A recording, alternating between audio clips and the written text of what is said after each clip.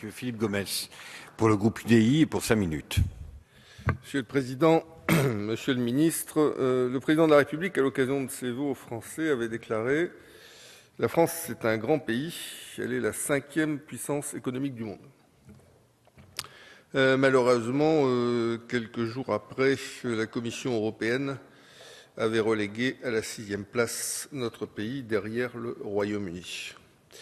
Parce que oui, cela est su, cela a été réaffirmé à plusieurs reprises tout au long de nos débats, et pas qu'aujourd'hui, notre pays souffre d'un véritable déficit de compétitivité, du fait notamment d'un niveau de prélèvement sur le travail comparativement plus élevé que nos principaux partenaires et concurrents.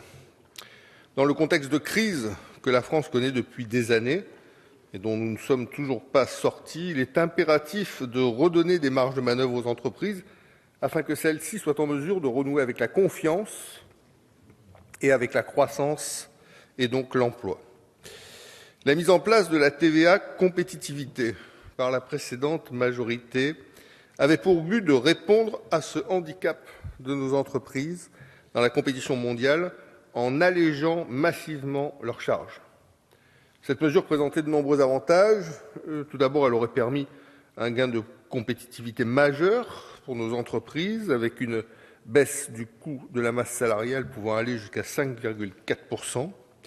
Elle aurait également engendré une baisse des charges ciblées sur les secteurs les plus exposés à la concurrence. Il a été rappelé tout à l'heure que la grande distribution et les banques aujourd'hui prélevaient jusqu'à 1 milliard d'euros sur l'ensemble des finances affectées au CICE. Et enfin, elle aurait constitué un avantage pour les TPE et les PME par rapport aux grands groupes, puisqu'elles auraient bénéficié de la moitié de la baisse du coût du travail, soit 6,5 milliards d'euros. Le Premier ministre, d'ailleurs, d'aujourd'hui, indiquait à l'époque, en septembre 2011, très exactement, qu'une telle mesure, je le cite, permettrait de sauvegarder notre système de protection sociale, servir au réarmement industriel du pays et créer 60 000 emplois par an. La TVA compétitivité a pour autant été la première cible des promesses de campagne de François Hollande. En la supprimant purement et simplement, les entreprises ont ainsi été privées de 13,2 milliards d'allègements de charges.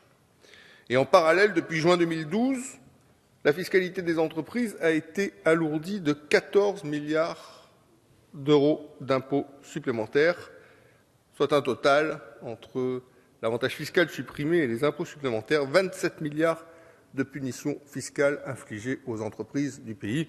On se doute qu'après, il était extrêmement difficile pour elles de s'inscrire dans un contexte de concurrence comme celui qui est le nôtre aujourd'hui.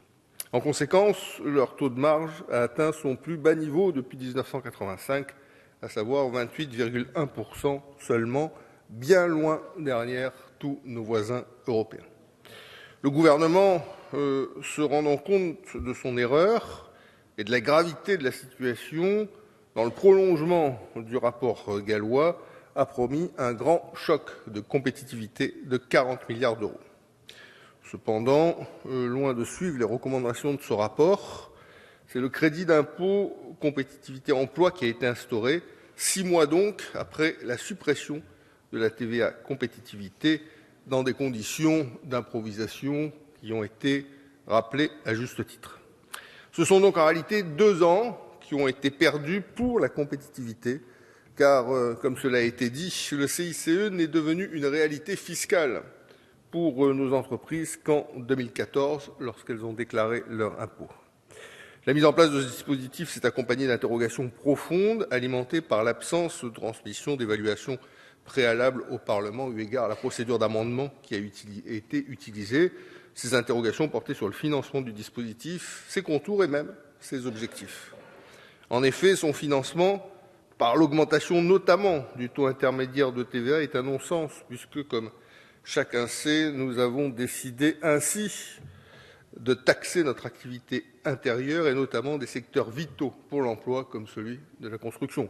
On connaît les dégâts aujourd'hui que cette mesure complètement inappropriée a produit sur l'emploi dans ce secteur-là. En outre, au dispositif simple et lisible que constituait la TVA compétitivité, le gouvernement a substitué, même si le mot est galvaudé, une usine à gaz complexe qui requiert des démarches administratives au moment où on envisage de simplifier la vie des entreprises dans le cadre d'un choc, celui-ci de simplification, et alors même que les entreprises françaises se plaignent, à juste titre, d'être parasitées par l'excès de normes et de contraintes. C'est pourquoi certaines entreprises ont hésité, voire renoncé à en faire la demande. Je me rappelle, Monsieur le Ministre, comment vous qualifiez, avec le ton définitif qui vous caractérise, lorsque ce CICE a été instauré, les effets pervers assurés, pour reprendre la formule que vous utilisiez, qui visiblement ont disparu aujourd'hui de votre discours. Enfin, les travailleurs indépendants, les entreprises au forfait ou encore les coopératives sont exclus de ce dispositif. Les députés du groupe UDI n'ont eu de cesse de demander à ce que ces derniers puissent en bénéficier pour mettre fin à cette situation injuste.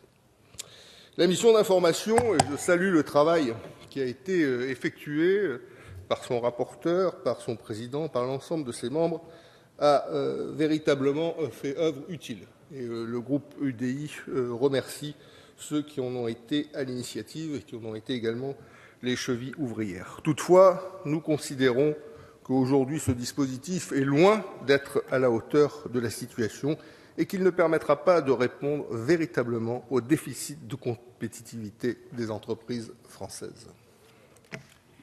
Merci, Monsieur Gomes.